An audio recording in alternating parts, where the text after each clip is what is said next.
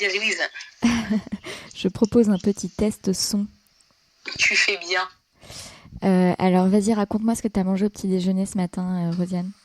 Goodness me, moi je me suis réveillée à pas d'heure, donc petit déjeuner, il n'y en a pas eu. Il n'y en a pas eu. Je sais Je pas me suis comment. levée à 4h du matin pour prendre mon train à 6h, tu sais. Donc ça me paraît très loin. Ok, Est-ce que tu m'entends correctement? je t'entends correctement. Tu es au Parfait. bon endroit sur là où c'est censé être. Est-ce que tu m'entends correctement? Parfaitement. Et toi, Célia, est-ce que tu peux me raconter ce que tu as mangé au petit-déj? Oh là là, je me suis fait plaisir. Hein. Bonjour les filles. Je me suis fait vraiment plaisir. J'ai mangé des crêpes, du muesli au chocolat. Je suis assez sucrée si tu veux. J'ai un bec sucré, donc j'en ai bien profité. Ouais, donc festival.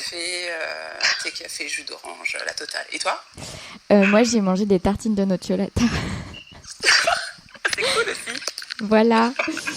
On est bon côté réglage son. Dans 2 minutes, la room commence. Bienvenue à toutes et à tous qui êtes déjà arrivés. À toutes, Sabrina, Carmen et Justine. Est-ce que vous allez bien, Sabrina, Carmen et Justine? Je crois que vous pouvez intervenir, non?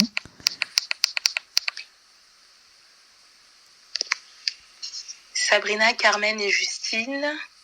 Ah, il faut que Lila Louise, c'est à toi de leur donner la parole, je pense. Ah, alors, je clique sur elle, c'est ça? Ah. Allô? Oui, bonjour Sabrina. Bonjour. Vous m'entendez? Ouais, j'entends très bien. Ça va? Bon, bah super. Ah ouais, ça va, super. Ok, top. Ouais.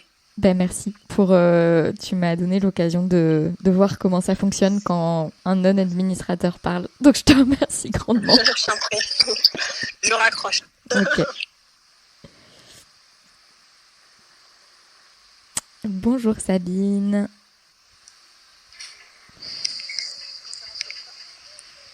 Sur les avocats. Hey, bonjour Mathilde. Ménage. C'est une nana en fait qui était avocate et elle a arrêté la profession.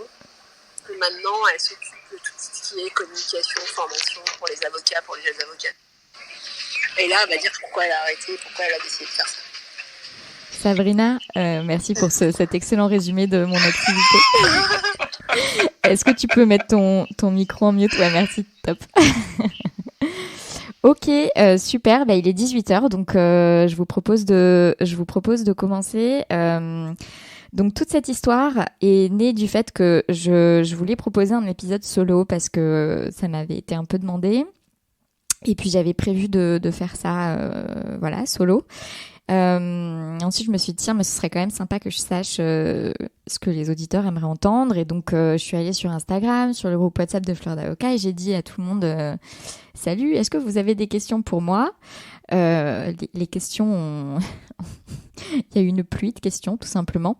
Et puis, Rosiane Umbo Monteverde, qui a été ma victime sur le podcast, a crié au scandale en disant que c'était pas juste parce que ça représentait pas du tout les conditions réelles dans lesquelles je mets, moi, mes interlocuteurs. Et elle a donc proposé de faire ça sur Clubhouse. Et j'ai pris la balle au bond. À sa plus grande surprise, et nous sommes donc ici aujourd'hui. Célia a mis les 2 pieds dans le plat en disant bah ouais grave, moi aussi je veux bien. Et donc je leur ai dit ok les meufs, je vous laisse m'interviewer à la seule condition que les questions qui ont été posées quand même par les gens qui ont pris le temps de poser une question fassent partie de votre trame d'interview. Donc voilà, je vous laisse le micro, je m'abandonne complètement entre vos mains et je vous fais confiance. Eh bien c'est parti, yallah. Super. J'espère que tu es prête. Alors on va commencer avec une question assez facile pour te mettre dans l'ambiance. On va te demander comment ça va. Eh bien écoute, ça va. Je suis un petit peu... je suis un petit peu fébrile parce que ça fait bizarre d'être de l'autre côté du micro, mais ça va et je trouve que c'est chouette. Je pense qu'on va passer un bon moment. Je pense aussi. C'est vrai que tu as déjà fait un podcast où tu expliquais un peu ton parcours. Pourtant, parmi tes auditeurs, il y a eu des questions pour comprendre un peu mieux pourquoi et comment tu es devenue avocate, mais également pourquoi tu as choisi le droit et pourquoi tu as choisi de faire une Hippocagne. Et enfin, des personnes qui auraient souhaité en connaître un peu plus sur tes études et notamment la double maîtrise franco-espagnole que tu as pu faire. Alors, est-ce que tu veux bien nous en parler un peu plus, s'il te plaît ? Ouais, alors je vais vraiment revenir brièvement sur ce sujet parce que comme tu l'as dit Célia, je me suis fait interviewer, c'était au tout début du podcast, enfin au bout de quelques mois, j'ai diffusé une interview qui s'appelle Pourquoi j'ai créé Fleur d'Avocat en mars 2019 où je suis un petit peu revenue sur ces questions. Mais pour vous faire brièvement ce parcours, pourquoi et comment je suis devenue avocate, pourquoi? Eh bien pas du tout par hasard, contrairement à beaucoup des avocats épanouis que j'ai interviewés. Vers mes 15 ans, j'ai commencé à dire que je voulais être avocate internationale plus précisément. Ne me demandez pas ce que ça voulait dire pour moi puisque je n'en ai aucune idée. Et, et voilà, et donc je suis devenue avocate. J'ai fait un passage par Hippocagne parce que j'ai adoré ma terminale L et j'avais très envie de poursuivre les études de lettres en Hippocagne. Et d'ailleurs, ça a été, je pense, ma plus belle année d'études supérieures, donc sans regret. Mais c'était très clair dans ma tête qu'après, je voulais retourner en droit. Il se trouve que ma sœur a un ami qui avait fait la double maîtrise de droit franco-italien à Paris 1 et à l'anniversaire, je crois que c'était les 30 ans de ma sœur, non c'était un peu avant, bref, un anniversaire de ma sœur, je revenais juste d'Argentine où j'ai passé un an entre ma première et ma terminale et il m'a dit ah tiens, tu veux faire du droit, t'as vécu en Argentine, bah il y a une double maîtrise en droit français-espagnol à Paris 1 et ça se trouve ça te plairait. Et je me suis dit bah ouais grave et voilà, je suis partie en Hippocagne avec cette double maîtrise très précisément en tête. Et j'ai été prise et donc j'y suis allée. Et pour vous en dire un petit peu plus du coup sur ce double diplôme et le côté franco-espagnol, donc moi effectivement ce que je projetais c'était, j'avais fait le lien avec l'Amérique latine où j'avais vécu un an. Je pense que je devais me dire que ce serait une bonne manière si je voulais retourner vivre en Amérique latine d'avoir peut-être des équivalences et tout. Après, moi, c'est pas un diplôme dans lequel j'ai pris beaucoup de plaisir d'un point de vue intellectuel, surtout si je compare avec ma terminale L et l'Hippocagne, parce qu'en Espagne, c'est quand même beaucoup de par cœur les études, et donc j'étais un peu déboussolée par rapport à l'Hippocagne. J'ai plus aimé la partie de droit en France, parce qu'avec les TD, quand même, il y a beaucoup plus de réflexion. Mais c'est vrai que si c'était à refaire, je pense pas que je referais ce diplôme parce que en fait on fait du droit en Espagne et du droit en France, mais en plus comme le droit espagnol est très similaire au droit français, c'est le droit civiliste et le droit administratif vient directement du droit français en Espagne. Donc en fait, j'ai pas appris deux manières de penser différentes. Ce qui est différent, je pense, quand on fait par exemple droit allemand, droit français, droit anglais, droit français, ou quand on fait une double maîtrise ou une double licence de matières qui sont différentes, par exemple sciences politiques droit, philosophie droit, histoire de l'art droit, où là on apprend. Et donc mon petit regret, c'est ça, c'est de ne pas avoir fait philo droit. J'y pensais quand j'étais en Hippocagne, mais je sais pas pourquoi, je suis plutôt partie vers la franco-espagnole. Et voilà, je pense que j'aurais plus kiffé philo droit. Mais bon, la franco-espagnole, c'était bien aussi. Puis j'ai rencontré des personnes que j'aime beaucoup. Donc ça compte aussi. J'aime beaucoup ce côté multiculturel que tu as réussi à développer. Tu as eu l'occasion d'expliquer par le passé dans différents podcasts. Tu me diras exactement lequel, je me souviens plus là comme ça, mais tu expliquais qu'en fait tes parents avaient eu à cœur de vous exposer à une multiplicité de cultures et que donc voilà, tu as pu partir en Argentine, mais que également tu as reçu beaucoup d'étudiants étrangers, notamment australiens, américains et d'autres nationalités. Et en fait, j'aurais aimé que tu nous en parles un peu plus et que tu nous dises qu'est-ce que ça t'a apporté pour toi en tant que personne, pour toi par rapport au droit, pour toi peut-être aujourd'hui pour ce que tu fais en termes de compétences transversales. Ouais, alors c'est vrai que c'est une chance immense que j'ai eue parce que parce qu'on a eu cette ouverture. Ma mère est partie en fait avec une association qui s'appelle AFS au tout début des années 1970. Elle a fait une année en famille d'accueil à San Diego, donc en Californie aux États-Unis. Et c'était le début de ce type d'échange. AFS, c'est une association qui est née de la coopération entre les États-Unis et l'Europe et la France notamment pendant la Seconde Guerre mondiale. Et donc l'idée, c'était de poursuivre les échanges culturels qui sont nés des relations qui ont émergé en fait pendant la Seconde Guerre mondiale. Et voilà, et c'est quelque chose qui est resté dans la famille. Je sais plus quel âge j'avais quand on a reçu les premiers. Je pense que c'est quand ma sœur et mon frère sont eux-mêmes partis. Donc je crois que c'était en 1996, un truc comme ça. Moi, j'étais au primaire en CE2 donc par là. On a reçu Sarah, je crois, la première, une américaine. Et je crois que c'est aussi cette même année qu'on a reçu une Tchécoslovaque, Martina, juste en même temps. Ça a été une année un peu mouvementée parce qu'à un moment, ça s'est superposé avec ma sœur et mon frère qui sont eux-mêmes revenus d'Australie et des États-Unis où ils étaient partis en cadre d'échange. Puis ensuite, on a eu une autre américaine, on a eu une australienne, on a eu une italienne, une espagnole, une allemande. Voilà, plein qui sont restés 1 an, 6 mois. Voilà, ça a un peu dépendu. Certaines qui sont restées tout le temps prévu. Il y a aussi eu des échecs d'intégration, donc avec des changements de famille d'accueil. Donc en fait, je pense que ce que ça a apporté, c'est quand même effectivement une ouverture à l'autre, parce que du coup, c'est recevoir quelqu'un qui vient d'ailleurs et qui est curieux de découvrir la France. Et en plus, ma mère prenait ça vraiment très à cœur. Donc, il y avait vraiment les week-ends culturels un peu partout en France pour montrer les châteaux de la Loire, la Bretagne, le truc, le machin, les week-ends à Paris pour voir des expos. Je pense qu'elle prenait beaucoup de plaisir à faire en sorte que cette année, pour les personnes qui venaient chez nous, soit riche et qu'elles en partent avec un bon souvenir. Et puis moi, du coup, c'était un peu des grandes sœurs, voilà. Après, ça m'a pas particulièrement apporté du point de vue linguistique le fait de recevoir, parce qu'on parlait vraiment français à la maison. En revanche, moi, le fait que c'était assez évident que ces échanges aient lieu, enfin pour moi, c'était en fait très naturel d'avoir des grandes sœurs d'ailleurs. Eh bien, je pense que du coup, ça a fait que c'était assez évident de partir à l'étranger. Et donc, à 13 ans, AFS, on pouvait partir qu'à partir de 15 ans. Et il y a une association qui est venue dans mon collège qui s'appelle OSEF, et donc là j'avais 13 ans, c'était en 5e, qui proposait des 3 mois d'échange en famille d'accueil au Canada. Et donc en fait moi ça m'a paru assez naturel d'y aller, donc j'ai commencé là. Et puis ensuite à 15 ans j'ai pu faire un premier truc de 2 mois avec AFS. Donc là je suis allée en Nouvelle-Zélande.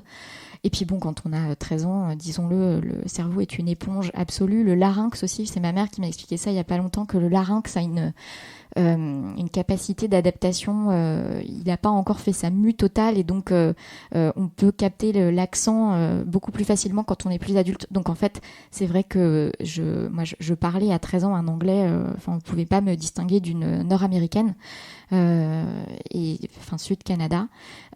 Aujourd'hui, ça c'est mon anglais c'est un petit peu francisé, mais je garde quand même un très bon anglais. Et puis pareil, ensuite, quand je suis partie 1 an en Argentine. Donc ouais, je dirais une grande ouverture. Aujourd'hui, ça m'a été très utile du coup, parce que en fait, j'ai jamais eu à travailler les langues au lycée, ensuite pour ma terminale et puis à la fac. C'était pas une matière que j'avais à travailler pour avoir des bonnes notes. Forcément, c'était un atout pour mon CV. On va pas se mentir, je pense que ça a été quelque chose qui a attiré l'œil des recruteurs pour mes stages, qui m'a ouvert les cabinets internationaux. Et notamment, j'avais pas peur de parler anglais en entretien ou espagnol. Et puis ma première collaboration, ma deuxième collaboration, mais c'est ma première vraie collaboration, parce qu'elle a duré plus de 2 semaines. J'avais vraiment un poste très international. Je travaillais beaucoup avec les clients internationaux, donc ça a été une vraie plus-value, et je pense que c'était quelque chose qui avait beaucoup plu à mon boss. Aujourd'hui, avec Fleur d'Avocat, franchement, je l'utilise pas. Et j'ai pas l'intention pour le moment de donner une couleur internationale à Fleur d'Avocat, parce que c'est déjà du boulot de le développer en France. C'est vrai que quand j'ai amorcé ma reconversion, j'ai fait un bilan de compétences et la coach du bilan de compétences qui m'a accompagnée et donc tout ça menait vers les RH et elle disait mais c'est une ressource extraordinaire que vous avez, votre fluidité en langue. Enfin, je veux dire, vous êtes vraiment bilingue, quoi. Vous êtes vraiment trilingue. C'est pas juste que vous êtes à l'aise. Et donc, elle voulait vraiment me pousser vers des postes avec de la RH à l'international. Bon, il se trouve que le parcours en a fait autrement. Mais je comprends quand même que ces langues-là ont vraiment leur place sur le marché de l'emploi, quoi. Et puis, mais chaque chose en son temps, j'ai envie de dire. Et en plus, ça pardon, t'ouvre aussi... Vas-y, je t'en prie. Non, parce que je voulais dire à Lila Louise que chaque chose en son temps. Qui sait où sera Fleur d'Avocat dans 5 ou 10 ans? Il y aura peut-être une version espagnole, américaine, qui sait? Peut-être Fleur d'Avocat. Oh yeah.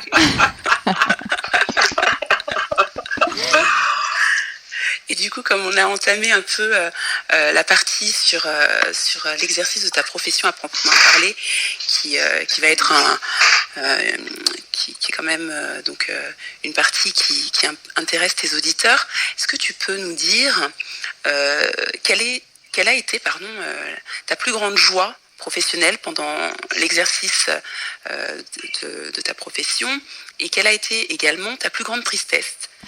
Qu'est-ce qui t'a le plus plu et qu'est-ce qui t'a le moins plu?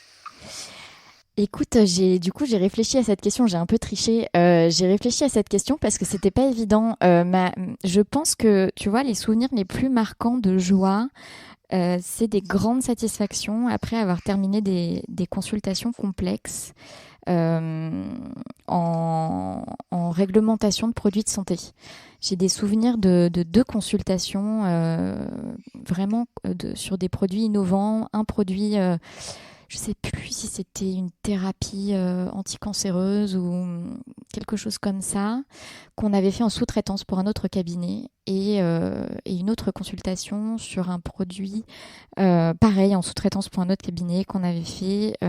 Cette fois, c'était sur une technique pour de la procréation médicalement assistée. Et d'ailleurs, cette deuxième consultation, elle était tombée début août. Il n'y avait personne au bureau. Moi, je travaillais au mois d'août. J'avais prévu de partir à Berlin parce que mon copain, à l'époque, vivait à Berlin. Je pense que j'en avais même pas parlé à mon boss. Forcément, j'avais pris l'avion de 15h de l'après-midi. Et puis, la demande est tombée genre le vendredi matin en mode on veut ça pour lundi. C'était lundi 15 août. Et donc, j'étais un peu en mode... Ouais, classique. Et j'étais un peu en mode... En fait, Olivier, normalement, cet après-midi... Enfin, normalement, dans 2 heures, je pars à l'aéroport.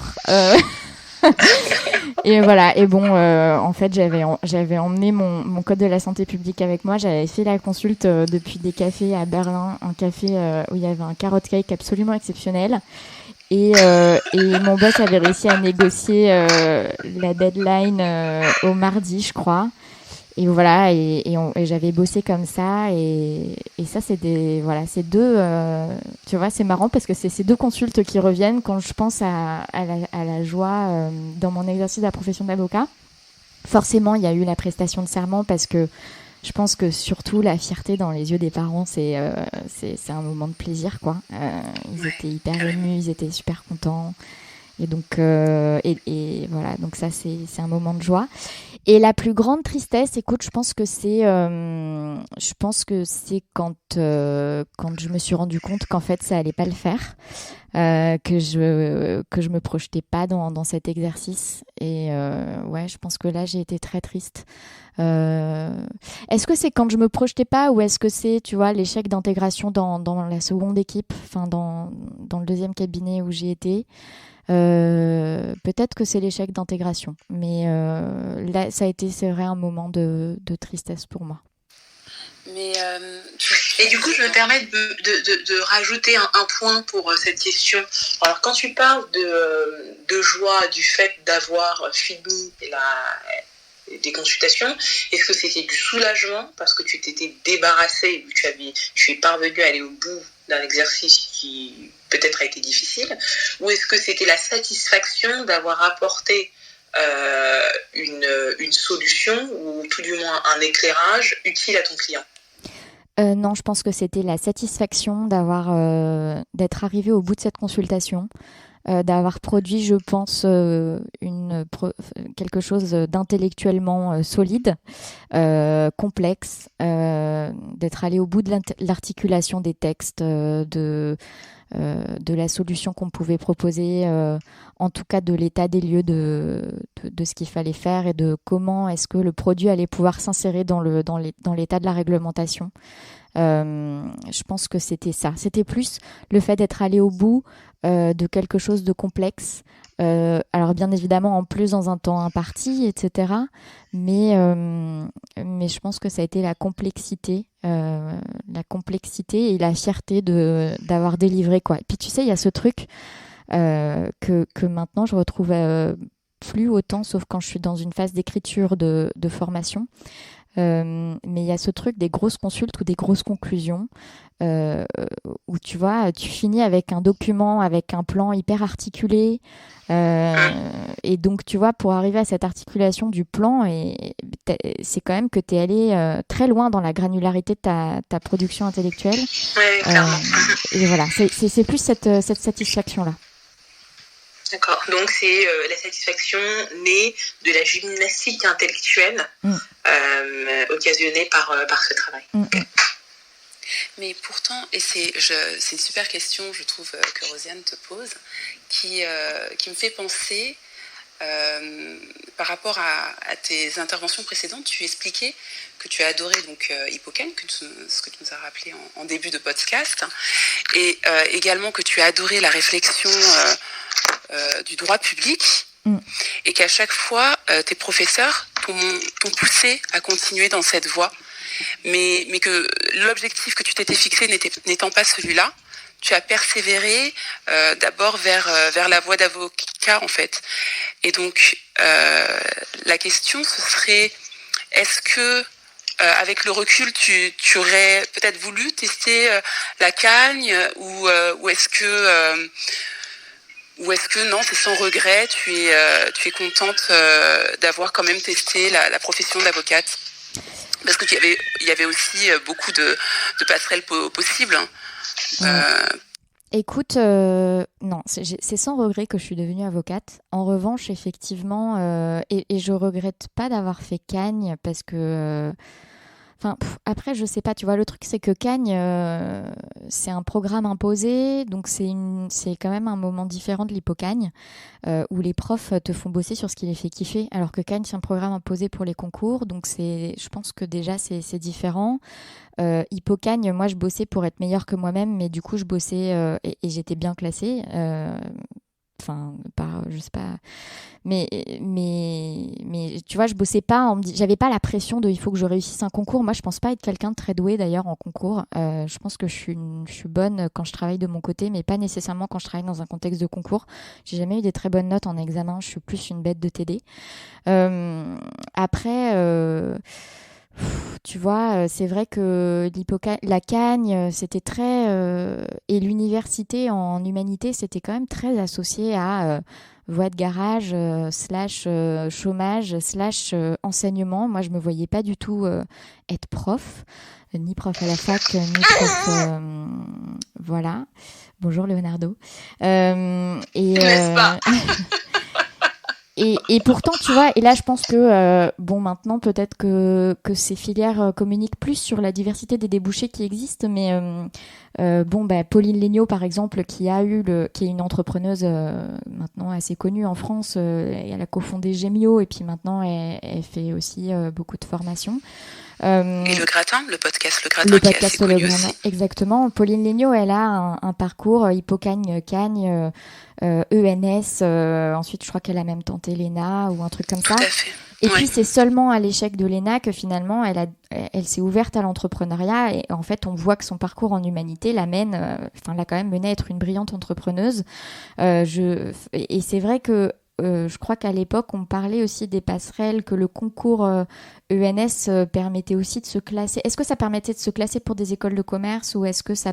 C'était des équivalences pour... C'était des équivalences. Oui, il me semble. Mais tu vois, j'avais pas du tout ça en tête. Et puis en fait, je me visualisais pas du tout dans le monde du commerce. Enfin, vraiment, j'avais cet objectif de devenir avocate, et Et d'ailleurs, maintenant, ça fait partie des conseils que je donne aux jeunes, c'est-à-dire que quand vous faites un truc, posez-vous la question de ce qui vous plaît plutôt que de rester figé sur un objectif. Actualisez régulièrement quand même cet objectif, quoi, parce que on part avec des idées et puis en chemin on vit des trucs et puis peut-être que ça peut nous amener à dévier un peu, et c'est cool aussi de s'autoriser à dévier. Après, c'est difficile de refaire l'histoire. En tout cas, je suis contente d'être devenue avocate parce que je trouve que c'est quand même une bonne formation de base, quoi. Je te dis, mon regret principal, c'est pas de ne pas avoir fait Cagne, c'est plus de pas avoir fait droit philo au lieu de droit français et espagnol. Et puis ensuite, voilà, le droit public, oui, je sais pas. Va savoir. Mais si, le droit public, c'est la vie. En tout cas, intellectuellement, moi, j'avais trouvé ça super stimulant. D'ailleurs, je suis publiciste de formation. Bon, après, dans la pratique, c'est autre chose. Mais je comprends cet amour pour, en tout cas, ce crush pour le droit public et le droit administratif. J'adorais, j'étais fan.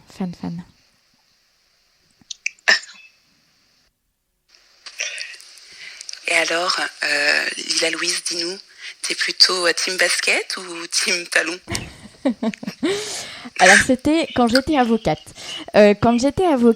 Je pense qu'au début, j'étais plus team talon et puis que j'ai progressivement dévié vers team basket. Ouais. Mes amis donc, sous la robe? Ouais. Dis-moi. Mes amis se foutent de ma gueule parce qu'en fait, les amis qui m'ont connue au début de mes études en droit, ils m'ont connue dans une époque très babs. Ensuite, je suis devenue très mode. Et puis ensuite, je me suis un peu stabilisée en mode et j'ai rebaissé en niveau mode pour un truc plus relâché.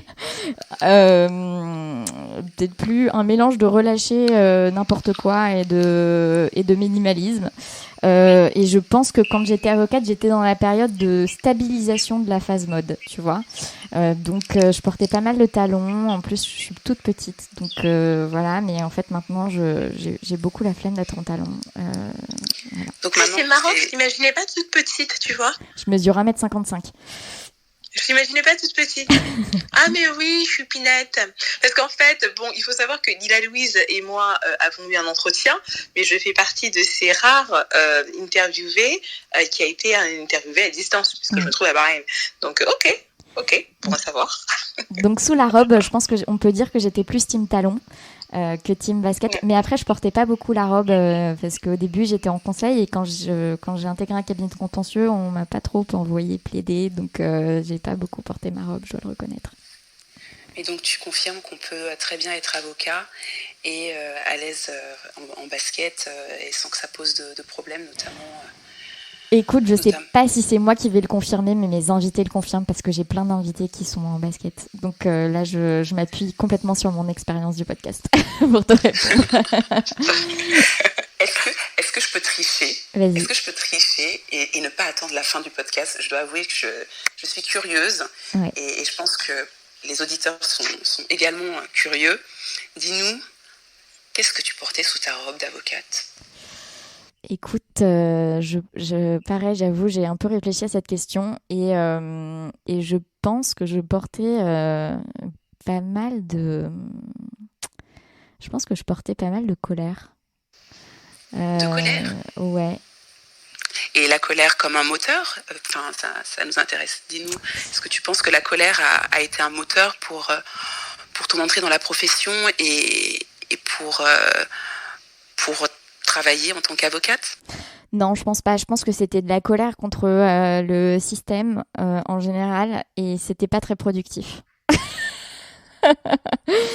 Tu vois? Et de la colère ou de la frustration? Eh ben, peut-être que c'est plus de la frustration que de la colère. De la colère qui émane de la frustration. Mais je pense que ouais, j'étais assez frustrée du management, je sais pas, de plein de choses et plus sur, tu vois, le mode d'exercice et que j'ai pas eu ce truc où en tout cas quand j'entends des invités, alors il y a les invités team premier degré qui me répondent comment ils sont habillés. Et puis sur les autres, quand ils vont plus sur leurs valeurs et sur ce qu'ils portent, voilà. Il y en a pas mal qui arrivent à prendre de la hauteur sur leur métier et tout. Et bon, j'avais pas trop ça. Je pense que ouais, j'étais assez frustrée et en colère. Ouais. Mais est-ce que tu penses pas que ça peut être aussi dû au jeune âge, parce que tu étais quand même en fin de vingtaine, donc c'est encore assez jeune. Si, non, mais clairement. Et d'ailleurs, vraiment, je pense que je devance un peu une autre question, mais je pense que Fleur d'Avocat m'a apporté beaucoup de prise de hauteur euh, par rapport à, tu vois, la vie professionnelle et ce qu'on peut attendre et, et comment se positionner pour prendre de la hauteur par rapport à tout ça. Tu vois, j'étais quand même j'étais très focus sur le quotidien, tu vois, et Oui. le court terme et l'immédiat, et je prenais pas, je pense que je prenais pas assez de hauteur. Est-ce que Ouais. Là, je vais reprendre quelque chose qui a l'air assez constant avec tes invités. Beaucoup ont reconnu qu'il faut aussi avoir le temps de penser, le temps de pouvoir prendre de la hauteur, et c'est pas forcément l'exercice que beaucoup ont. Souvent, on a le nez dans le guidon, et donc on n'a pas nécessairement le temps de prendre la hauteur nécessaire. Non ? Ouais, peut-être que c'était une question de temps. Et puis peut-être que je savais pas qu'il fallait faire ça aussi. Tu vois, je pense que j'étais pas, j'avais pas été sensibilisée à l'utilité de prendre de la hauteur et de faire des pauses et de réfléchir et de se poser 2-3 questions un peu existentielles. Et voilà, du coup, c'est aussi entre guillemets un peu ce que je fais aujourd'hui avec Fleur d'Avocat, que ce soit les podcasts, la newsletter. Enfin, j'ai l'impression même mes posts sur les réseaux sociaux, j'essaye de créer des petits espaces qui font que les gens se posent des questions et ont des espèces de micros instants où ils peuvent prendre de la hauteur, et bien sûr encore plus de hauteur quand ils prennent le temps en s'inscrivant dans une formation qui est du coup un espace dédié et avec de l'accompagnement pour prendre cette prise de hauteur. Donc tu recommandes le coaching alors ? Ouais, je recommande grave le coaching et parce que j'en ai été la cliente et j'en suis encore la cliente. Donc bien sûr que je recommande le coaching, et puis même il y a d'autres pratiques, hein, la sophrologie, la psychothérapie ou la psychanalyse. Enfin, je veux dire, il y a plein de... La méditation. Mais voilà, je pense que j'étais en colère parce que je prenais pas de hauteur, et je prenais pas de hauteur parce que je savais pas que ça existait. Non, mais clairement, et d'ailleurs c'est en ça que je trouve que ton travail est formidable. Je pense que Célia et moi on est là de quasiment des mêmes promos. Nous à notre époque on était jetés dans le bain, et sauf qui peut, c'est-à-dire que nage si tu peux, et autrement moi c'était un peu marche ou crève. Et ce qui est intéressant dans ton travail, c'est cette question, cette réflexion sur la posture. Moi, typiquement, je pense que si, mis à part, il y avait un bouquin qui s'appelait How to Swim with Sharks, qui avait un bouquin américain qui expliquait grosso modo comment survivre en cabinet d'avocat quand on est junior. Moi, je n'avais rien lu, et je pense que si j'avais eu ne serait-ce qu'un quart des conseils que tu prodigues, ne serait-ce que par la newsletter ou tes échanges, ma première collab ne se serait pas du tout passée de la même manière, parce que j'aurais intégré la question de la posture. Et il y a une approche quelquefois assez immature, sauf à faire preuve d'une assez fine intelligence émotionnelle. On ne comprend pas trop, on sort de la posture d'étudiant, demandeur, et on n'a pas compris forcément comment fonctionnent les cabinets, et surtout quelles sont les attentes. Donc je ne peux que saluer ton travail. Ouais, merci beaucoup. Non, mais effectivement, et tu vois, hier j'ai reçu un message sur LinkedIn d'une lectrice et auditrice qui est élève avocate et qui termine son cursus. Là, elle vient de décrocher une collaboration, et quand elle me dit qu'elle intègre la question de la posture, et que du coup, résultat, elle s'est positionnée différemment dans ses entretiens de collab, elle a posé des questions qui sont des questions... Enfin, je veux dire, moi jamais j'aurais osé négocier la rétro, demander certaines choses et tout. Je me dis que c'est cool, quoi, parce que ça veut dire que c'est des jeunes qui arrivent sur le marché et qui ont intégré ça. Et je pense qu'ils l'ont pas en tout cas, je leur souhaite de ne pas l'avoir intégré que dans un sens, c'est-à-dire la posture pour moi, mais aussi de manière générale, tu vois, aussi la posture par rapport aux clients, etc. Mais je trouve ça trop cool et je me dis, putain, ils ont 24 ans, cette mesure d'avance qu'ils prennent en étant sensibles à ça. Parce que c'est pas juste qu'ils y sont sensibilisés, c'est aussi que du coup, ils s'ouvrent à ces questionnements et donc c'est quand même un acte de curiosité à souligner et je trouve qu'ils se félicitent. Donc voilà, bravo à eux de tout ça. Et je pense que ça aide beaucoup pour tout ce qui est confiance en soi, estime de soi et connaissance de soi aussi. De pouvoir être capable de modifier sa posture en fonction du contexte et de l'interlocuteur. Le plus tôt on l'apprend dans la vie professionnelle, le plus grand atout cela peut constituer. Ouais, clairement. Je voudrais juste revenir sur ton exercice de la profession d'avocat. Est-ce que tu pourrais nous en dire plus sur les circonstances dans lesquelles tu as quitté la profession et pour quelles raisons exactement tu as quitté la profession d'avocat pour laquelle tu as tant trimé, parce que tu as quand même beaucoup étudié, tu as fait beaucoup d'essais et tu en es arrivé. Donc explique-nous s'il te plaît. Ouais, alors c'est pareil, je vais pas trop m'étendre sur ce sujet parce que je suis revenue dessus dans cette première interview que j'ai diffusée en mars 2019 et en plus, je trouve que c'est plus intéressant pour les auditeurs d'aller réécouter cette interview parce que j'étais dans le bain quoi. C'était récent et j'étais dans le bain. Donc, on y entend, je pense, beaucoup plus de comment je me sentais à l'époque. Mais j'ai quitté le cabinet où j'ai fait ma première longue collaboration de 1 an et demi parce que j'avais en tête que mon truc, c'était de faire du contentieux. Je voulais absolument faire du contentieux, etc. Et d'ailleurs, c'est vraiment marrant parce que, tu vois, tu m'as posé la question.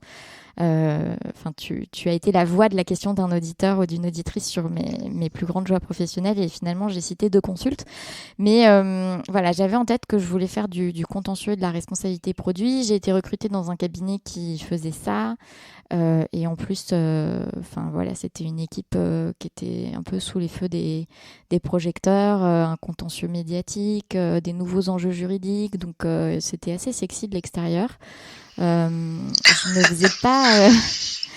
me faisais pas trop d'illusions quand même sur certains aspects parce que je savais que qui disait contentieux de masse et tout disait aussi que quand t'es junior t'as pas trop la main sur la stratégie et sur les parties les plus intellectuelles et complexes du process, mais je me disais quand même que ça allait être un endroit où j'allais pouvoir vraiment vivre la vie judiciaire et me former à la procédure et tout. Et puis, bon, voilà, ça l'a pas fait. Je pense qu'ils avaient besoin de quelqu'un que je n'étais pas. Et surtout que je n'avais pas envie d'être. C'est-à-dire qu'ils avaient vraiment besoin de quelqu'un pour les aider sur beaucoup plus d'abattage, tu vois, des conclusions type qu'on réplique, où on change juste la partie médicale, des choses comme ça. Et tu penses pas qu'avec le recul de ce que tu sais aujourd'hui, tu aurais pu en tirer davantage de satisfaction intellectuelle, justement, si ta posture avait été différente, ou tu penses que même en changeant de posture, l'insatisfaction aurait été la même? Non, je pense que si j'avais su ce que je sais aujourd'hui, je l'aurais pas mal vécu, mais j'aurais été insatisfaite tout autant. Parce que vraiment, leurs besoins, c'était quelque chose qui ne m'aurait pas épanoui. Ils avaient besoin d'une assistante améliorée, tu vois. D'une assistante avec le titre d'avocate. Et moi, j'ai envie de plus. Enfin, je veux dire, j'avais envie de plus, j'ai toujours envie de plus. Et voilà, c'est pas la question. En revanche, je l'aurais moins mal vécu. Je serais partie plus vite et je l'aurais pas pris personnellement. Et là, tu vois, je l'ai vraiment pris personnellement et j'ai perdu confiance en moi et tout. Et du coup, ça a été très, très, je l'ai très, très mal vécu. Mais voilà, après, là où avant j'étais très en colère contre cette équipe, maintenant je comprends, tu vois, en fait, quels étaient leurs besoins et tout. Et donc, c'est ça que ça m'aurait aidé à faire. Par contre, si j'avais su, et d'ailleurs c'est marrant parce que je l'ai vu en juillet ou en juin, mon premier boss Olivier de la première longue collab, si j'avais su ce que je sais aujourd'hui, je pense que j'aurais fait autre chose de cette première collab, parce que là je pense que j'avais vraiment des opportunités de développement et que j'aurais pu en faire quelque chose de vraiment sur mesure, quoi. J'aurais pu m'éclater. Enfin, j'avais des voies de développement, en tout cas. Donc, j'aurais fait les choses différemment. Et tu crois, sans s'étendre sur le sujet, parce qu'il y a d'autres questions, rapidement, tu penses que cette approche de ce cabinet était...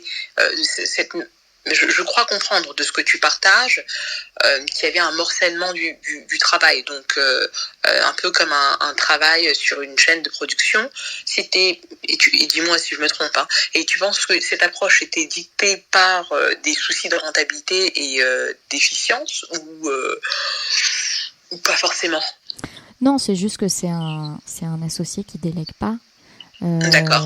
Et donc il avait besoin du nombre qu'il avait déjà parce que c'était la senior. Mais il délègue pas. Et d'ailleurs, il déléguait pas énormément à la senior non plus. Donc un peu plus, mais il refaisait tout de toute façon. Donc non,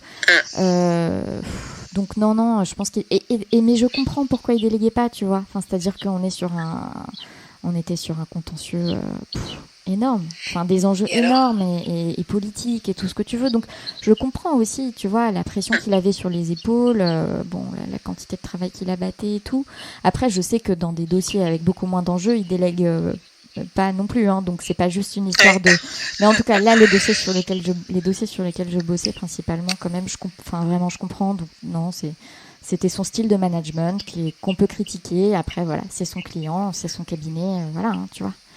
Et alors, quels conseils tu pourrais en retirer pour des jeunes collaborateurs qui font face à ces problématiques de micromanagement, somme toute dans une profession où on a besoin de contrôle, d'assertivité? Écoute, c'est difficile de donner un conseil comme ça parce que ça dépend beaucoup des objectifs de ces personnes.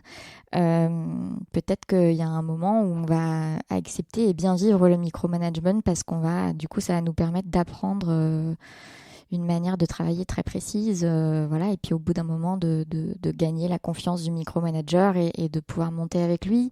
Donc vraiment, c'est très difficile de donner un avis. La question, c'est, moi je demande, et ça fait partie de ma formation Réussir sa collaboration, hein, on fait un état des lieux de son environnement professionnel, on analyse et on regarde si on est dans une position plutôt favorable, plutôt défavorable. Est-ce que, si c'est défavorable, comment est-ce qu'on peut... récupérer les ressources qui vont nous permettre d'avoir un meilleur avantage en négociation, et si c'est favorable, comment est-ce qu'on peut mieux exploiter ça? Et tout ça, c'est favorable, défavorable, ça veut rien dire tant qu'on ne sait pas quel est son objectif et où est-ce qu'on veut aller. Donc c'est très difficile. Je pense que si on est face à un micromanager et dans n'importe quelle difficulté de professionnel, il faut se reposer la question, qu'est-ce que je veux? C'est quoi mon objectif professionnel? Où est-ce que je veux être? Est-ce que ce que je fais aujourd'hui, ça m'aide à me rapprocher de ça d'une certaine manière? Et comment est-ce que je peux l'exploiter pour me rapprocher de ça?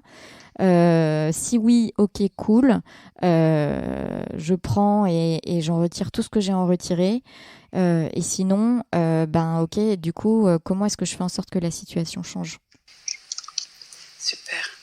Je vais te demander si tu avais mal vécu le regard des autres quand tu as cessé d'exercer. Et est-ce que tu as éprouvé de la culpabilité lors de la prise de conscience qu'en fait cette profession n'était pas faite pour toi à ce moment-là? Et comment tu l'as exprimé, comment tu l'as géré? Alors, écoute, le regard des autres, un peu, surtout parce que en fait, quand je disais, ça je l'ai dit, je crois, dans des podcasts, quand je disais que je partais et que je partais pas pour être juriste. On me disait beaucoup, mais du coup, tu vas faire quoi? Et je voyais de la panique dans les yeux des gens, tu vois. Genre, je voyais vraiment de l'inquiétude en mode, mais cette fille est folle, tu vois. Et je voyais un mélange d'inquiétude et de pitié, tu vois. Alors, ça parle beaucoup de moi, hein. J'imagine que si je voyais de la pitié et de l'inquiétude dans les yeux des gens, c'est que moi-même, j'étais inquiète et que j'avais un peu pitié de moi-même. Mais voilà, c'était un peu les ça. gens ont quand même tendance à projeter leur peur, quand même. Tu vois. C'est vrai. Les gens ont quand même tendance à projeter leur propre peur. Et donc... Oui. Mais voilà, en tout cas, il y avait ça. Mais bon... Après, voilà, c'est sûr que ça m'a pas empêché d'avancer, ce regard des autres. Et bien évidemment, il y a eu la question du regard de mes parents, hein, et au début, j'ai senti que ça les inquiétait un peu, et puis qu'ils étaient déçus et tout, et puis même... Je me demande si ma mère a pas genre secrètement espéré que cette histoire de fleur d'avocat ce soit une passade, mais qu'au bout d'un moment je retourne dans le truc. Bon, je sais pas. Mais pourtant tes parents étaient soutenus, notamment financièrement. Ouais, donc voilà. la question ça m'a beaucoup aidé. financière a moins pesé dans la balance, n'est-ce pas? Ouais. Ça m'a beaucoup rassurée, ça m'a aidée, et j'ai eu beaucoup de chance de ce point de vue-là, parce que je pense que c'est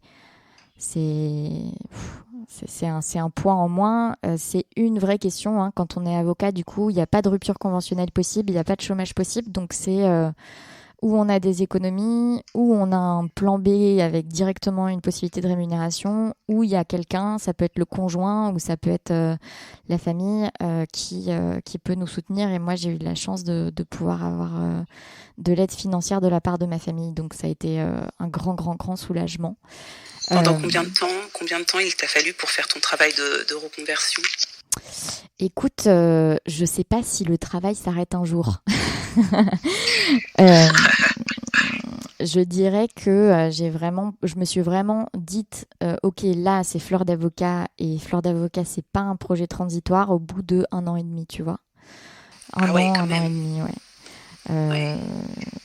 Après. Et est-ce que Vas-y, excuse-moi, je t'ai interrompu. Ben non, mais après, tu vois, c'est là où je te dis, je sais pas si ça s'arrête, parce que au début, je me suis reconvertie en journaliste. Ensuite, j'ai créé ma première formation. Mais le métier, on en parlera après. Mon métier, en fait, il change tout le temps, il va continuer à changer, parce que j'espère bien créer des nouvelles choses avec Fleur d'avocat. Donc, du coup, j'ai un peu l'impression que depuis que j'ai commencé ma reconversion, je suis en perpétuelle reconversion. J'exagère un petit peu, mais c'est pas loin d'être vrai. Donc, ouais. Donc en fait, le point de chute, est-ce qu'il existe? Et s'il existe, est-ce qu'il correspond à ce que tu aspirais en quittant la robe, ou au moins, est-ce que tu as trouvé un cheminement qui te satisfait, qui te nourrit? Alors, j'ai trouvé un cheminement qui me satisfait et qui me nourrit. Je suis immensément nourrie par Fleur d'avocat, parce que du coup, entreprendre, c'est quand même énormément de challenges, et donc je suis obligée d'apprendre en permanence. N'est-ce pas? Ouais, c'est fou. Donc ça me nourrit, et je pense que je me demande si j'aurais eu cette capacité comme salariée ou collaboratrice d'aller me nourrir moi-même à hauteur de mon besoin de nourriture intellectuelle et de nouveautés en termes de compétences, parce qu'il y a un confort qui fait qu'on c'est plus facile de s'endormir et d'attendre qu'on nous donne la nourriture intellectuelle, mais en tout cas voilà, c'est vrai que l'entrepreneuriat, ça me correspond bien de ce point de vue-là. Est-ce qu'il y a un point de chute? Non, parce que du coup je suis un peu tout le temps en train de prendre mon parachute. Est-ce que le point de chute, même temporaire, correspond à ce que j'avais en tête? Non plus. J'aurais jamais pensé faire ce que je suis en train de faire aujourd'hui. Être en train de vous raconter ma vie sur Clubhouse, c'est que ça intéresse des gens. Et puis de manière globale, ce que je fais aujourd'hui, moi, je partais en pensant que j'allais faire des RH, des ressources humaines, intégrer une entreprise et travailler ou un cabinet de conseil et faire du conseil en RH ou de la RH dans une entreprise. Et bon, bah, du coup, c'est pas du tout ce que je fais. Et d'ailleurs, j'anticipe un peu sur une des questions. Je crois qu'il y a quelqu'un qui m'a demandé si j'allais arrêter le podcast à l'issue de ma reconversion en RH. Et en fait, le fait est que la reconversion en RH, maintenant, elle est un peu loin, quoi. C'est-à-dire, enfin, je veux dire, ça se trouve, je rejoindrai une structure RH un jour, mais c'est vrai que là, pour le moment, j'ai dévié de projet. Pour le coup, je ne refais pas l'erreur, entre guillemets, que je faisais quand j'étais jeune, qui était de rester complètement drivée sur une idée et de ne pas en dévier malgré les opportunités qui se présentent. Non, mais c'est intéressant ce que tu dis. Ah, ouais. Toutes les deux, on est enthousiastes. Voilà, super enthousiaste. Merci Célia. Mais tu vois, c'est intéressant ce que tu dis, parce que finalement, tu dis ne pas faire de RH et avoir voulu faire du consulting, mais au final c'est exactement ce que tu fais, mais à Dassault tout simplement. Oui, non, mais du coup je suis pas collaboratrice ou salariée. Alors la fonction RH implique, bon certes on n'est pas dans les payes. Oui, mais tu vois, accompagner des ressources humaines de l'industrie entre guillemets, du droit et faire du conseil sur la manière de se placer en cabinet, finalement, il y a une part de RH indéniable. C'est pas forcément la partie recrutement pur, gestion de paye autre, mais c'est juste que tu t'es approprié la matière en prenant ce qui t'intéressait le plus et en valorisant cette partie au mieux et en t'amusant avec. Donc, moi, je ne vois pas forcément une rupture, tu vois. Au contraire, je vois une sélection. Ouais, je suis complètement d'accord avec toi. D'ailleurs, c'est pour ça que Fleur d'Avocat est membre de l'association le Lab RH, qui est l'association qui réunit les acteurs innovants dans le milieu des ressources humaines, parce que je considère que je m'inscris pleinement dans le secteur des ressources humaines. En revanche, moi, je me projetais quand j'ai initié ma reconversion, je pensais que j'allais être recrutée par un cabinet de conseil ou par une entreprise et que j'allais être salariée ou collaboratrice de cette structure et que j'allais avoir des patrons qui allaient avoir du business pour moi et me mettre sur des dossiers et c'est pas du tout mon travail aujourd'hui. Enfin, tu vois, ça n'a rien à voir. Alors bien sûr, je fais la même chose, mais pour moi, mais voilà, ce qui est encore mieux. Mais voilà. Et en fait, Lila Louise, c'est ça que je trouve intéressant, c'est que tu dis que c'est seulement récemment que tu t'es considérée comme entrepreneur, mais pourtant tu dis que tu aimes beaucoup lire et écouter des podcasts sur l'entrepreneuriat depuis très longtemps. On a parlé notamment de Pauline Léniaud plus tôt. Et de la même façon, la profession d'avocat me semble éminemment entrepreneuriale par essence. Et tu as été collaboratrice pendant 2 ans et demi. Donc je trouve ça intéressant, cette qualification, ce retour sur soi en fait. Parce que finalement, tu es entrepreneur depuis très longtemps. Et ce que tu prends dans tes formations, c'est de l'entrepreneuriat. Oui, mais je ne le savais pas, tu vois. Moi, quand j'étais avocate, je ne savais pas qu'être avocat, c'était être entrepreneur. Je m'intéressais au management, mais je m'intéressais au management d'un point de vue RH, c'est-à-dire comment tu fais en sorte que ça se passe bien avec tes collaborateurs. Je m'intéressais à la gouvernance, mais je m'intéressais pas à l'aspect business, quoi. Tu vas chercher des clients, tu développes une activité, tu te positionnes sur un marché, etc., etc. Voilà. Je suis vraiment, pour le coup, je faisais partie de ces avocats qui ne savaient pas qu'un avocat était un entrepreneur. Alors maintenant, je m'agace de l'expression avocat entrepreneur, soyez un avocat entrepreneur, parce que je trouve que c'est redondant. C'est en même temps. C'est vrai que quand je me remets dans qui j'étais quand j'étais avocate, peut-être que j'aurais eu besoin qu'on me dise qu'il fallait que je sois une avocate entrepreneuse. Moi, j'ai eu des dossiers perso, ils m'ont été envoyés par des confrères et à aucun moment je me suis dit, enfin tu vois, à aucun moment je me suis je sais pas, je les prenais comme si mon boss m'avait envoyé un dossier, mais je me disais pas, bah tiens, là je suis un peu en train de planter les petites graines de mon futur business, quoi. Après, peut-être que c'est aussi... Tu vois, moi, mes parents sont médecins, ils ont fait leur vie entière dans le CHU de Poitiers, où ils ont fait leur internat et leur externat, et ils ont pris leur retraite après 40 ou 45 ans de loyaux et bons services. Je viens pas du tout d'une famille d'entrepreneurs, donc peut-être que ça aide aussi à faire en sorte que je n'avais pas du tout ça à l'esprit. Ok, donc profession libérale, pour toi, c'était pas nécessairement entrepreneurial au sens... entreprendre, ok. Non, mais c'est-à-dire, tu vois, là tu dis profession libérale, mais moi je me voyais pas comme une... Enfin, en fait, je m'étais jamais posé la question. Moi, j'étais avocate, tu vois. J'étais avocate. On m'avait dit que quand on est ce que j'avais perçu, je sais pas si on me l'avait dit, mais ce que j'avais perçu, c'est qu'un avocat qui réussit dans la santé, dans le secteur de la santé, c'est un avocat qui fait du pharma dans des gros cabs. Donc, j'ai fait du pharma dans des gros cabs. Voilà, hein. Enfin, tu vois ce que je veux dire. Et puis, c'est là où j'étais prise. Je me posais pas trop de questions de ce que je voulais de toute façon. Et quand t'es collaborateur dans ce genre de structure, t'es pas particulièrement... voilà. Mais tu vois, et d'un autre côté, mon boss Olivier, il avait une approche assez entrepreneuriale. Je pense que c'est quelqu'un qui avait cette logique de développement de business, donc beaucoup plus que mon deuxième boss d'ailleurs. Donc je sais pas, j'y étais juste pas perméable en fait, hein. Tu sais, parfois on est exposé à des idées et on les reçoit pas. On n'a pas les antennes, on n'a pas développé les antennes pour recevoir ces idées.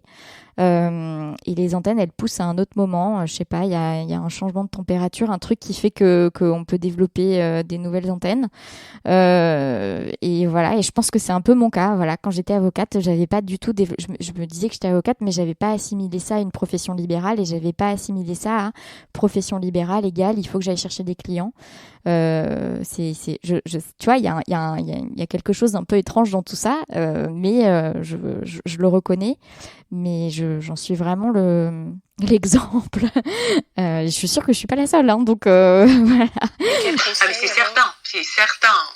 L'approche de l'avocat entrepreneur, c'est quelque chose d'assez nouveau en réalité, parce que on est quand même nombreux à avoir embrassé cette profession avec son aspect plus juridique qu'économique, c'est-à-dire l'amour du droit, défendre, plaider, prendre position, mais pas forcément avec le volet business. Et d'ailleurs, le cumul fac de droit, école de commerce est assez classique aujourd'hui, mais ne l'a pas toujours été.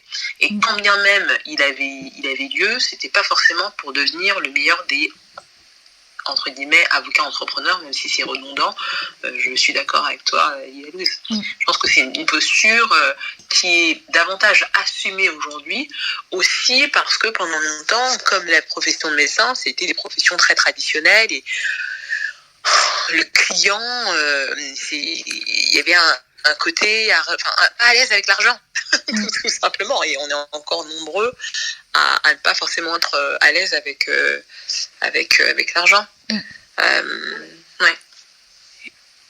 Et du coup, quel conseil tu donnerais pour une reconversion plus sereine à quelqu'un qui souhaiterait se reconvertir? Qu'est-ce que tu as trouvé de difficile dans ce processus, et quels conseils tu peux donner à partir de ton expérience propre, personnelle? Je ne regrette jamais de m'être faite accompagner. Je regrette pas d'avoir fait Switch Collective, fait le bilan calmement. Je regrette pas d'avoir poursuivi cette formation avec du coaching individuel pendant 2 ans. Ça m'a, je pense, fait énormément de bien d'avoir quelqu'un pour m'accompagner dans la réflexion, pour me rassurer, pour me permettre de maintenir et d'améliorer ma confiance en moi dans tout ce processus, et alors que j'étais en train de changer d'identité. Voilà, donc vraiment moi je le recommande, et en plus là je prêche même pas pour ma paroisse, parce que pour le moment je vends pas d'accompagnement en reconversion professionnelle, donc je vous envoie vers d'autres professionnels. Benoît Roland Dravel, que j'ai interviewé sur mon podcast CDD, une boîte comme Oser rêver sa carrière de Marina Bourgeois. Voilà, il y a des professionnels qui sont là pour vous aider, et vraiment saisissez-vous. Vous allez gagner du temps en fait. Vous allez gagner du temps pour gagner en clarté, pour vous repositionner, vous réaxer dans vos volontés, vous connaître et vous reconnaître mieux. Donc foncez. Moi, vraiment, je pense que si ça s'est bien passé, c'est bien sûr parce que j'avais mon entourage qui m'a soutenue et qui m'a soutenue financièrement, donc j'avais pas cette angoisse, mais aussi parce que psychologiquement parlant, j'étais pas seule, quoi. Et j'en vois des personnes qui sont dans des processus de reconversion infinis. Et je pense aussi que c'est parce qu'ils sont pas drivés dans leur réflexion. On les aide pas à aboutir à quelque chose et à s'engager ailleurs et à se redéfinir. J'aime le fait que tu parles de l'accompagnement. Tu sais, je suis basée en Afrique, et on me dit il faut tout un village pour élever un enfant, mais aussi tout seul on peut faire, mais ensemble on va plus loin. Ouais. Et en fait, j'aime le fait que tu expliques que ton aventure entrepreneuriale a trouvé, pendant ton entreprise entrepreneuriale, en tout cas, tu t'appuies sur de nombreuses personnes, et notamment quant à l'idée du logo de Fleur d'Avocat. Comment est-ce que tu as trouvé ce logo? Est-ce que c'était une évidence? Comment ça s'est passé? Raconte-nous concrètement. Alors, ça s'est passé que j'étais dans mon bureau, dans mon dernier cabinet, en train de réfléchir. Donc, j'étais en plein préavis là de départ. On était en avril 2018. J'étais en train de réfléchir à la suite. J'avais déjà eu l'idée du podcast. Donc voilà. Et puis, je réfléchissais à un nom pour le podcast. Et je tournais autour de l'idée du mouvement de la fleur qui s'ouvre. De l'épanouissement, tu vois, pour moi, donc c'était un podcast sur l'épanouissement professionnel et du coup, j'avais en image, tu sais, ces vidéos au ralenti où on voit des boutons de fleurs qui s'ouvrent pour devenir une fleur. Tout à fait. Voilà, c'est ça que j'avais en tête. En anglais, il y a un mot, to bloom. En français, il y en a pas vraiment, enfin en tout cas que je connaisse. Et donc voilà. Et résultat, ça s'est transformé en fleur d'avocat. Le nom de l'entreprise. Alors on m'a dit, enfin du podcast, parce que c'était pas, ça avait pas vocation à être une entreprise à l'époque. Et on m'a dit non, mais ça va être, c'est trop féminin et tout. Bon. Et puis là, c'est la féministe qui a parlé. J'ai dit mais merde, les fleurs c'est pas que pour les meufs. Non, allez tous vous faire foutre. Ce sera fleur d'avocat et ce sera pour les mecs aussi. Bon, est-ce que c'est... En tout cas, j'ai la chance d'avoir une grande amie, Clémentine Chauveau, qui est graphiste de formation. Elle avait entamé sa reconversion aussi pour travailler dans l'économie sociale et solidaire. Elle s'occupe aujourd'hui de l'antenne à Lyon d'une association qui s'appelle Up Entrepreneur, qui accompagne les entrepreneurs en situation de handicap dans le développement de leur entreprise, de leur projet entrepreneurial. Et j'appelle Clémentine et je lui dis voilà, j'ai ce projet, j'ai besoin que tu m'aides pour la vignette, ça va s'appeler Fleur d'avocat, qu'est-ce que tu as en tête et tout machin. Et c'est elle qui m'a proposé ce logo. Alors au début, les manches étaient relevées, les bras étaient levés vers le haut et je passais une semaine en Ardèche chez un ami. Quand elle me l'a envoyé, il m'a dit ça fait un peu évangélique, ça fait un peu ange.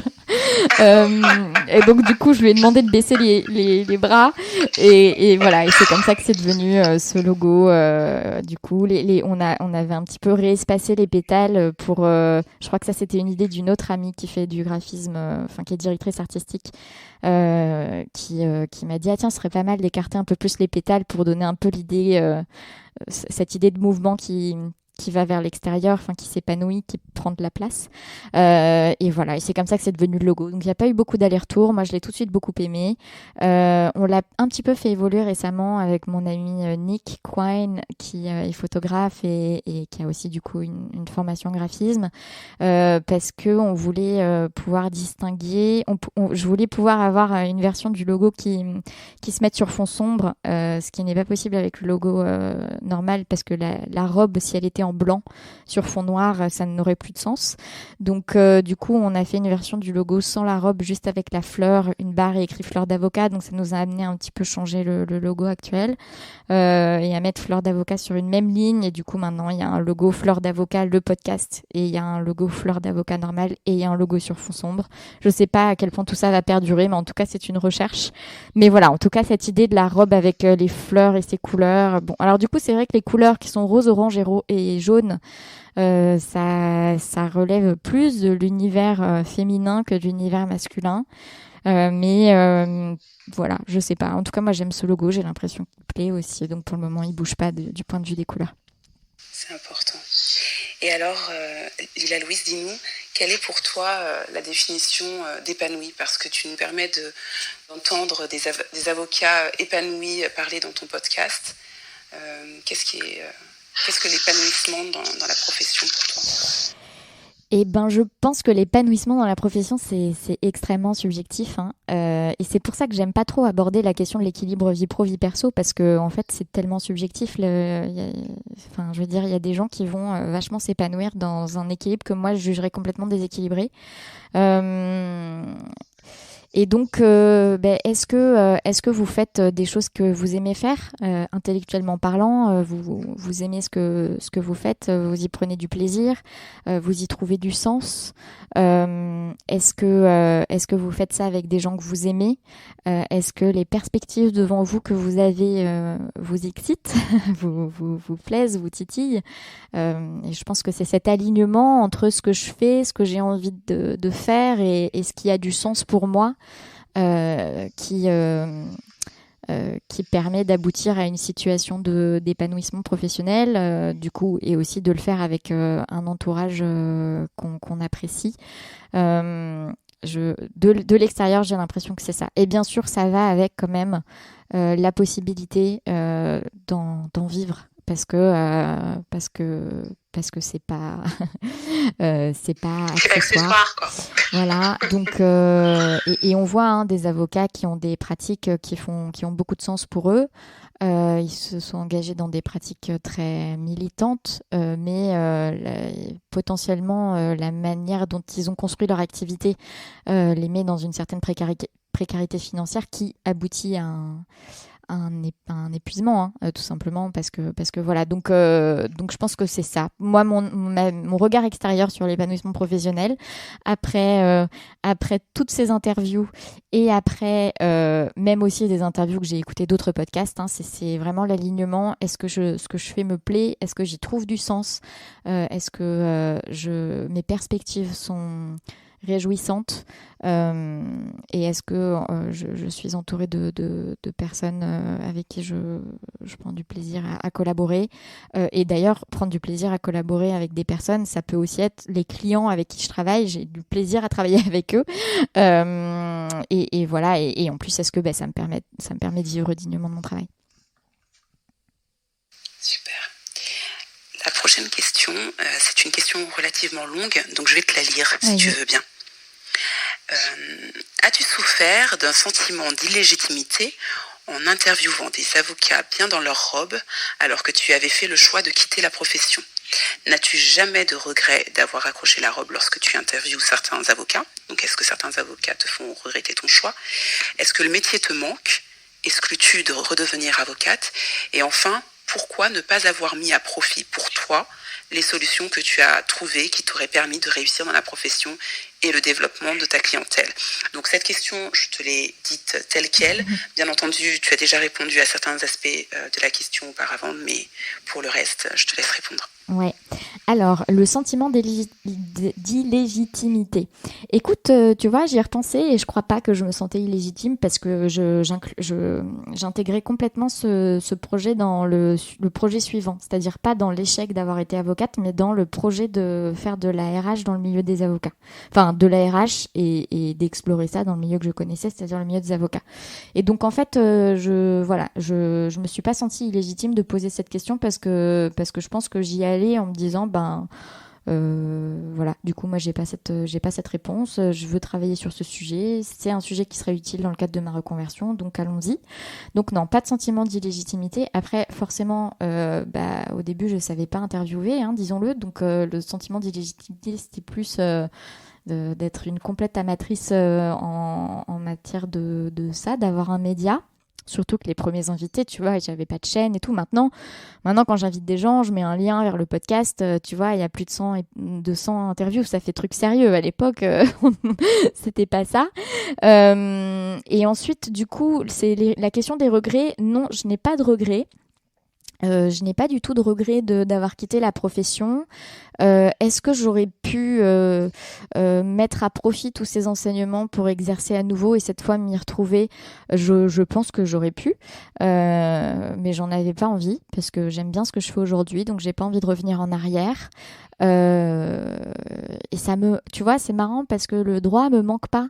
La pratique du droit ne me manque pas. Tu vois, et même le droit pour fleur d'avocat, si je peux ne pas m'en occuper, ça m'arrange. J'ai pas envie de faire mes contrats, j'aime pas les contrats. De toute façon, j'aimais pas les contrats quand j'étais collab, donc voilà. Donc voilà, non, ça me manque pas. Après, je pourrais être avocate et faire autre chose que des contrats, mais ouais, voilà, ça me manque pas. J'ai eu une pointe, mais je sais pas si c'est du regret ou de la nostalgie. J'en ai parlé dans une newsletter quand j'ai interviewé Benjamin Pichot. Benjamin Pichot, il a une activité très liée à la bioéthique, et moi, la bioéthique, c'est ce qui m'a amenée au droit de la santé. Et donc, quand je l'ai interviewé et qu'il a parlé de son activité et de son accompagnement des personnes intersexes, notamment, donc des personnes qui sont nées avec le sexe féminin et le sexe masculin et qui subissent des mutilations à la naissance parce que la médecine leur assigne un sexe et c'est contesté. Bon, je vous laisse écouter l'interview de Benjamin Pichot, mais en fait ça relève des problématiques qui moi m'intéressaient beaucoup quand j'avais en début de ma vingtaine, qui sont liées à la bioéthique et qui font que je me suis orientée vers le droit de la santé. Et puis ensuite, un peu par le hasard et parce que j'ai perdu mon focus, j'ai été attirée vers je me suis retrouvée en droit pharmaceutique, mais voilà. Et là, j'ai eu une pointe de nostalgie. Mais tu vois, c'était pas vraiment du regret, c'était plus de la nostalgie et c'était plus du regret d'être passée à côté de « Ah mais tiens, mais en fait, ce que je voulais faire, ça existe, il y a des avocats qui font ça et ça consiste en ça. » Je crois que j'avais fait une première newsletter où j'avais parlé de ça et une deuxième newsletter où j'avais parlé de « Et si c'était à refaire, qu'est-ce que je ferais ?» Et si c'était à refaire, vu que ce qui m'intéressait, c'était la bioéthique, le droit des personnes, la disponibilité du corps humain, ces problématiques-là, je me poserais la question, mais en fait, en quoi ça consiste pour les avocats ? Qui sont les clients ? Quelles sont les problématiques ? Quels sont les contentieux ? Et qui fait ça ? Donc ce serait ça. Mais j'ai pas de, tu vois, j'ai pas de regret. Jamais je me dis, oh là là, et si je redevenais avocate ? Non. Voilà, ça m'arrive jamais ça. Et pourtant, j'ai pas de. C'est sans négatif pour la profession, moi. C'est plus que je crois que je suis bien dans ce que je fais aujourd'hui. J'aime bien ce que je fais et j'aime bien les perspectives que j'ai. Donc je ressens pas le besoin de repasser par la case avocat pour m'épanouir professionnellement. Merci beaucoup, Lila-Louise. Tu nous as expliqué que le côté inclusif était fondamental pour toi. Est-ce que tu peux nous parler un peu plus des principes et des valeurs de ton podcast ? Ouais. Alors, c'est pareil, j'avoue, j'ai un peu réfléchi à ça. Les principes et les valeurs de Fleur d'avocat en général, je pense que c'est l'écoute. L'écoute est quand même au cœur de mon travail. L'écoute dans le cadre des podcasts, l'écoute de mes clients du secteur et de mes clients pour leur proposer des services qui sont pertinents et l'écoute de mes clients dans le cadre du travail que je fais pour eux quand je les accompagne, que ce soit dans le développement de leur clientèle ou dans leur développement en interne, dans leur collaboration. Effectivement, l'inclusion, en tout cas une recherche de représentativité qui fait que je veux, c'est pas bien d'un point de vue marketing, mais je veux pas venir avec un a priori de ce que doit être la profession d'avocat. Donc, j'interviewe et j'accompagne des avocats dans des projets professionnels qui sont très différents. Droit des personnes, droit des affaires, gros cap, petit cap, province, Paris. Parce qu'en fait, le cœur de mon accompagnement, c'est de développer la clientèle qu'ils ont envie de développer ou de construire la collaboration et un développement de carrière qui correspond à leur projet professionnel. Et donc en fait, voilà, l'idée c'est pas de leur dire il faut être tel type d'avocat ou la réussite c'est ça, mais de les accompagner dans comment est-ce que moi j'ai envie d'être avocat et avec qui. Et à partir de ça, on travaille dans la construction et du business dans un cas et de la carrière dans l'autre, ce qui peut revenir à la construction d'un business. Et donc voilà, donc l'inclusion de ce point de vue-là et du coup effectivement nous on en a parlé du point de vue entre guillemets diversité, ce qui est très caucasien centré, on va dire, en tout cas en parlant depuis la France, parce que je pense que si toi tu parlais de diversité, Célia, depuis là où tu vis, ce serait pour m'inclure moi plutôt que toi. Mais oui, effectivement, assez tôt dans le podcast, j'ai eu à cœur de me dire, ok, le podcast, si je laisse les choses se faire naturellement, je vais avoir que des blancs et que des que des stars du barreau ou que des réussites cabinets d'affaires, etc., etc. Et donc, il y a eu une vraie recherche de diversité raciale, je ne sais pas si c'est le bon mot, mais en tout cas d'avoir des personnes de toutes les couleurs sur le podcast et aussi tous les modes d'exercice. Donc, et ça, j'y tiens beaucoup parce que je pense que c'est ce qui distingue Fleur d'Avocat, clairement, c'est d'avoir cette recherche de ne pas plaquer des stéréotypes de carrière et de pouvoir donner des exemples de développement de carrière de tout profil et de permettre aux gens d'aller piocher ce qui va les nourrir et ce qui va contribuer à construire leur propre projet dans plein d'exemples différents en ayant tout ce spectre en tête. Oui. Et ça m'amène, tu vois, je vais diffuser début septembre l'interview d'une avocate qui a commencé sa vie à Paris, mais qui maintenant est installée au fin fond de la campagne. Si elle avait écouté les stéréotypes, elle n'aurait jamais fait ce qu'elle fait. C'est-à-dire qu'elle fait du droit des affaires au fin fond de la campagne. Tout le monde lui avait dit que c'était un échec anticipé, et en fait elle développe super bien. Donc et elle construit. C'est inspirant. Ouais. C'est très inspirant. Et elle construit son activité autour de ses enfants, c'est-à-dire que ses horaires sont calqués autour des besoins de ses enfants et pas l'inverse. Et ça aussi, je pense qu'il y a peu d'avocats à qui on dit que c'est possible. Et elle le fait. Donc c'est parce que j'ai à cœur d'écouter ça et d'aller chercher ça, parce que c'est du travail quand même, donc voilà. Donc l'inclusion, inclusion, diversité, écoute. Et puis la joie, et la joie dans un sens spinoziste, c'est-à-dire la joie dans la croissance, dans le développement, dans la croissance. C'est une vraie valeur de Fleur d'Avocat, et c'est pas pour rien du coup que je fais de la formation. Se former, c'est croître, et dans la croissance, il y a de la joie. Donc ça aussi, c'est une valeur de Fleur d'Avocat. C'est super. Je pense aussi que dans la diversité, tu as permis aussi à des personnes ressortissantes de la communauté LGBTQ+, aussi de s'exprimer, et c'est rafraîchissant. C'est rafraîchissant. Ouais, c'est sûr. Alors ça, tu vois, pour le coup, je savais pas. Mais il se trouve que les personnes en ont parlé, parce que je demande pas aux gens autant c'est facile. La diversité raciale, elle est visible. La diversité des modes d'exercice est visible aussi. Autant la diversité des orientations sexuelles l'est pas. Et bien évidemment, je pose pas cette question. Donc du coup, c'est vrai que j'ai la chance d'avoir eu des invités, notamment un invité qui en a parlé ouvertement, Joydeep Sengupta. Et c'est top parce que voilà, c'est top pour les auditeurs. Et aussi ouais, voilà, non, je sais plus si j'en ai eu d'autres, mais c'est vrai que c'est chouette qu'il en ait parlé ouvertement, parce que c'est un sujet assez tabou, et pourtant il y a des vraies initiatives pour soutenir ces communautés-là. Et alors je vais, excuse-moi, te poser une autre question. Excuse-moi, j'ai perdu le fil, je dois avouer, donc je vais te demander quelques secondes. Vas-y. Voilà, donc je voulais te demander la question qui a été posée sur le stock de contacts pour les interviews et les délais d'enregistrement, de montage et de diffusion. Ouais, alors il y a entre 180 et 200 personnes en stock dans mon fichier qui m'ont été recommandées par plein de personnes que je remercie pour leur contribution.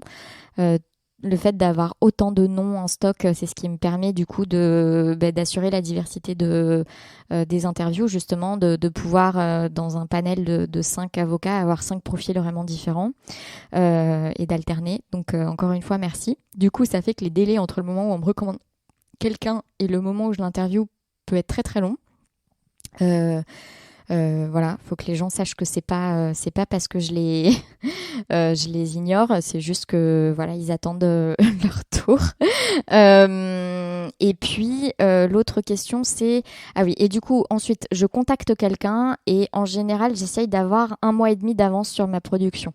Donc quand j'interviewe la personne, j'essaye que ce soit 1 mois et demi avant le moment de la diffusion de l'interview. 2 mois maximum, mais après je trouve qu'il y a trop d'écart et potentiellement il y a des choses qui se passent dans la vie de l'invité qui font que ça peut être déconnecté. Donc 1 mois et demi je trouve ça bien. Moins je suis pas à l'aise parce que du coup je suis stressée de pas avoir ce qu'il faut pour diffuser et tout, et puis si quelqu'un annule ça fait qu'il y a plus beaucoup de temps pour se rattraper, donc et je déteste être à l'arrache, enfin vraiment si je suis à l'arrache sur plein de trucs, mais sur une histoire de publication et de diffusion ça me saoule vraiment, c'est du stress pas justifié. Donc voilà, 1 mois et demi entre l'interview et la diffusion environ. Là, je suis un petit peu moins. Je suis en train de reconstituer mon stock et puis beaucoup de noms en stock. Et puis sur le temps du coup l'interview, je prépare pas, donc j'y vais en freestyle total, donc j'ai pas de temps de préparation. Et ensuite, l'interview, ça dure entre 1h30, entre 1h15 et 2h, si je devais faire une moyenne. Et après ça, il y a à peu près, il faut que je repasse environ 2 heures dessus pour en extraire les punchlines, les trucs et les machins. Maintenant, je suis aidée. J'anticipe un peu sur une prochaine question, mais j'ai une alternante qui, du coup, fait les petits visuels pour les réseaux sociaux et tout. Donc je fais pas ça. Bon après voilà. Donc je pense qu'il faut rajouter en tout et pour tout 2h30 de travail pour extraire les punchlines, tout ça, et puis ensuite communiquer sur les réseaux sociaux le jour de la sortie, répondre aux commentaires, etc.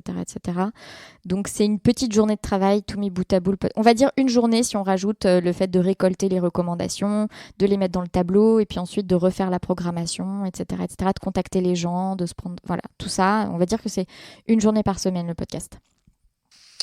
Merci.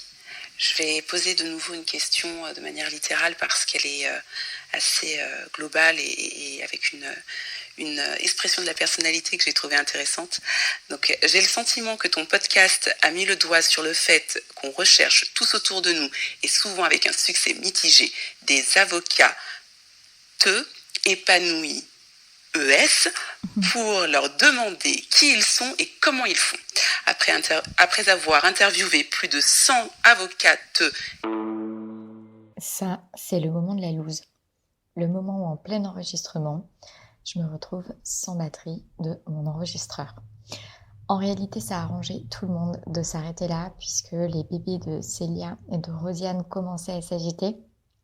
Et puis pour les personnes qui étaient présentes dans la room Clubhouse aussi, ça leur allait bien de poursuivre à un autre moment. Donc on s'est recalé pour la suite de cette interview dimanche prochain à 18h, toujours sur Clubhouse. Ce qui me fait penser d'ailleurs qu'il faut que je crée la room. Si mes souvenirs sont bons, Célia m'a dit avoir posé environ 27 questions sur les 58 qui font partie de la trame issue des fameuses questions Instagram et sur le groupe WhatsApp de Fleur d'Avocat. Donc voilà, ça on va plus parler dans le dimanche prochain de Fleur d'Avocat aujourd'hui, de Fleur d'Avocat dans le futur, et de questions de rétrospective et de regard un peu général sur la profession d'avocat. Et il y a aussi un certain nombre de questions que j'ai appelées les questions what the fuck, c'est-à-dire des questions qui sont juste drôles. Je vous dis rendez-vous dimanche prochain sur Clubhouse, et sinon bien évidemment la deuxième partie de l'interview sera également disponible en rediffusion sur le podcast, je pense lundi dans la foulée, puisque je reprends jeudi prochain donc avec la diffusion des avocats épanouis. On commence avec un avocat de Montpellier qui fera du droit du travail, mais là j'anticipe un peu. Je vous souhaite une bonne journée, une bonne soirée. Je vous dis à très bientôt dans vos oreilles ou ailleurs. Voilà.